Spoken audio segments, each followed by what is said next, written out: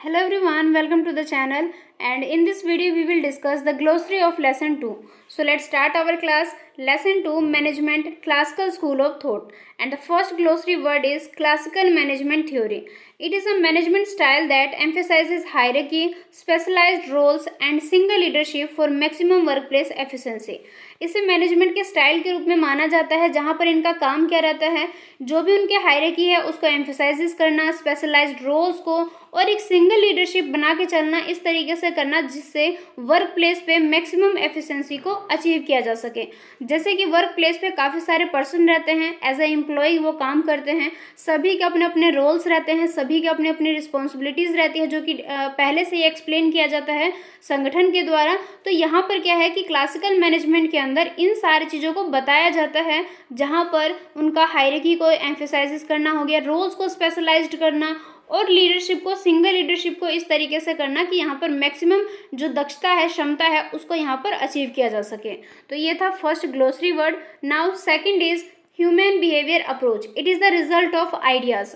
इसे काफ़ी सारे, जैसे कि वर्क प्लेस पे काफ़ी सारे आइडियाज़ को सोचा जाता है, किसी भी काम के रिगार्डिंग हो सकता है। तो जब बार बार कई सारे आइडियाज़ को सोचा जाता है तो कई बार क्या होता है कि कुछ आइडिया ऐसे हो जाते हैं जो कि काफ़ी ज़्यादा बेनिफिट में हो जाते हैं, काफ़ी ज़्यादा प्रॉफिट मिलते हैं उससे, तो उसे संस्था के अंदर जो है यूज़ किया जाने लग जाता है। तो सेम ऐसे ही ये अप्रोच भी एक आइडिया था जिसका बेनिफिट काफ़ी ज़्यादा अच्छा था, तो इसे एक अप्रोच के रूप में माना जाता है। It is the result of ideas, मतलब कि जब बार बार आइडियाज़ के थ्रू किसी चीज़ को सोचा जाता है और उसे एज अ रिजल्ट के तौर पर मान लिया जाता है, क्योंकि ये जो है एक अप्रोच बन जाता है जब कोई आइडिया ज़्यादा ही पॉपुलर हो जाए या फिर उससे ज़्यादा बेनिफिट मिले। तो सेम इसी तरीके से डिस्कस करते हैं। It is the result of ideas, और इसे डेवलप किनके द्वारा किया गया था?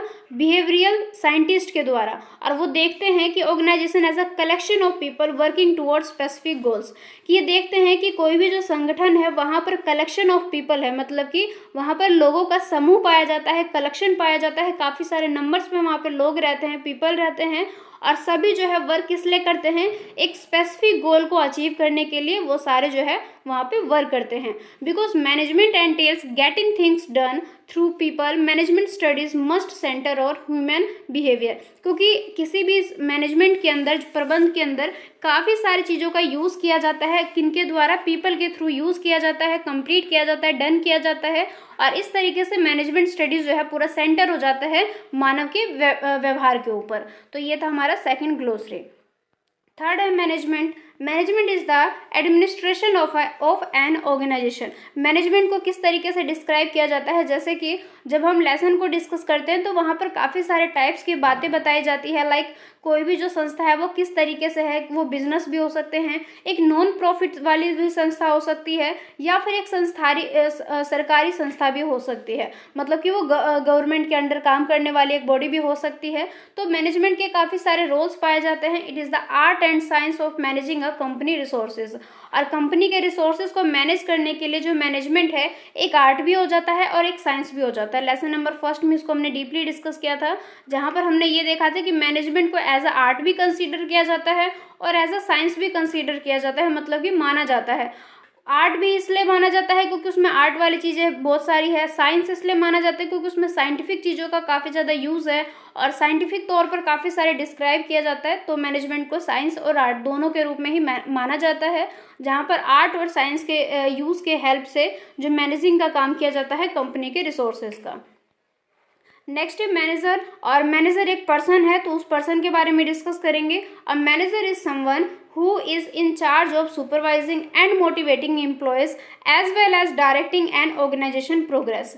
जो मैनेजर है एक पर्सन है, वो क्या क्या काम करता है? एक तो देखरेख का काम हो गया, साथ ही जो उनके एम्प्लॉयज़ है उनको टाइम टू टाइम मोटिवेट करने का काम भी मैनेजर का ही रहता है, और इसके साथ साथ ही डायरेक्टिंग करने का काम, जो संस्था की जो प्रोग्रेस है उसको देखते हुए चलना, उसको डायरेक्ट करते हुए चलना कि किस तरीके से इसका डायरेक्शन होना चाहिए एक्चुअल में। तो यहाँ पर क्या है, डायरेक्टिंग का भी काम किया जाता है कि एक डायरेक्शन में लेके चलना है हमें, उसके लिए वहाँ पे डायरेक्टिंग का काम किया जाएगा, मोटिवेटिंग का काम किया जाएगा, देखरेख का काम हो गया।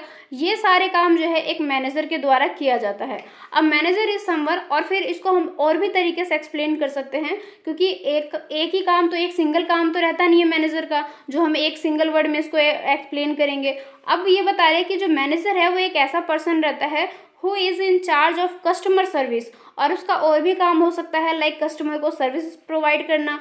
अगर कस्टमर ने कोई भी कंप्लेन कर दिया है किसी भी बात को लेके तो उसको हैंडल करना, और इस तरीके से कस्टमर से रिलेटेड जितने भी सर्विसेज होते हैं उन सभी को भी यहाँ पर देखभाल करना, उनका एक रिप्रेजेंटेटिव के तौर पर चलना, मतलब कि कोई भी जो संस्था है उसका एक रिप्रेजेंटेटिव बनना भी मैनेजर का ही काम हो जाता है। जैसे कि आप कहीं पे जाके देखोगे अगर कोई प्रॉब्लम हो जाता है तो डायरेक्ट ओनर से बात नहीं किया जाता है, पहले वहाँ पर मैनेजर से बात किया जाता है, कुछ प्रॉब्लम हो तब जाके ओनर तक बात जाती है। तो इस तरीके से मैनेजर के भी काफ़ी सारे काम रहते हैं।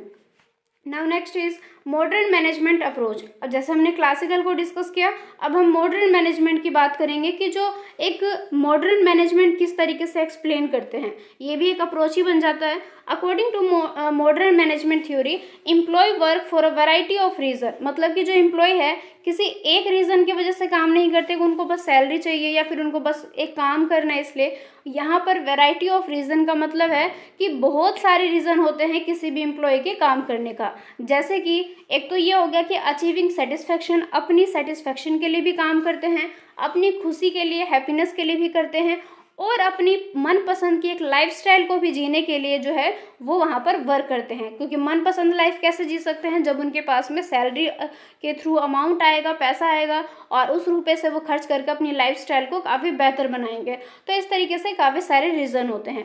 Managers can use this theory to understand their employ behaviour and needs. तो मैनेजर क्या करते हैं, इन सारे जो जितने भी हम अप्रोचेस पढ़ते हैं इन सभी को मैनेजमेंट के अंदर मैनेजर जो है वो इस तरीके से यूज़ करते हैं कि वो अपने एम्प्लॉयज़ के बिहेवियर को यहाँ पर जान सके, और जो भी उनकी आवश्यकताएं हैं, जो भी उनकी नीड्स है, उनको भी यहाँ पर जान सके।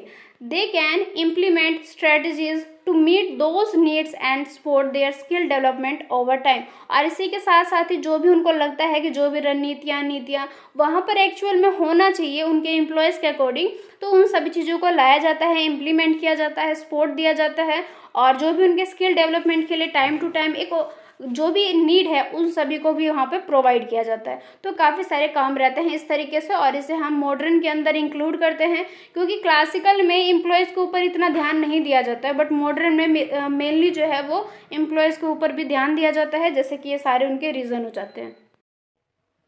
New classical theory. अब जैसे कि जब हम क्लासिकल थ्योरी के बारे में डिस्कस करते हैं तो काफ़ी सारे जो चीज़ें हैं हमारे सामने आते हैं, लेकिन जब हम बात करते हैं न्यू क्लासिकल की तो इसे जो है सबसे ज़्यादा ब्रॉडर वर्जन के रूप में माना जाता है, और यहाँ पर इनकॉर्पोरेट्स मतलब कि यहाँ पर शामिल किया जाता है, सम्मिलित किया जाता है कि इन चीज़ों को बिजनेस मैनेजमेंट के अंदर जो एक व्यवहारिक साइंस है उसे यहाँ पर सम्मिलित किया जाता है, शामिल किया जाता है।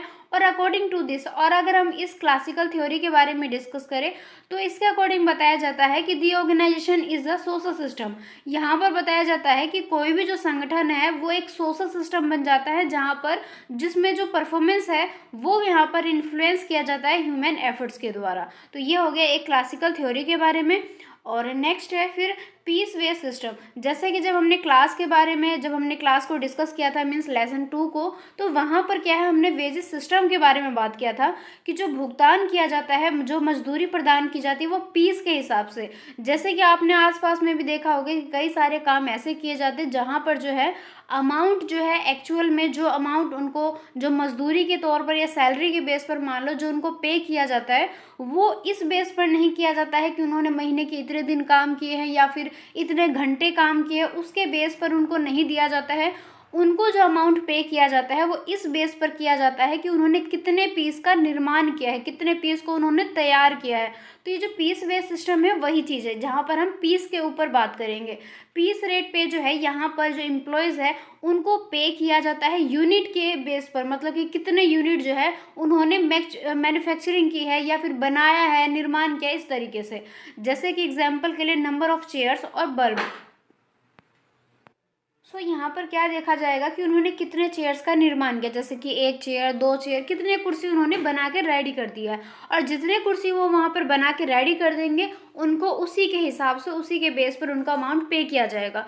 फॉर एग्जांपल के लिए मान लो कि अगर वो एक चेयर को तैयार करते हैं तो उन्हें जो है 500 अमाउंट पे किया जाता है। अब 2 बनाएंगे तो 1000 दिया जाएगा, 3 बनाएंगे तो फिर वो इस तरीके से अमाउंट जो है वो बढ़ता हुआ चला जाएगा 500-500 के गैप पे।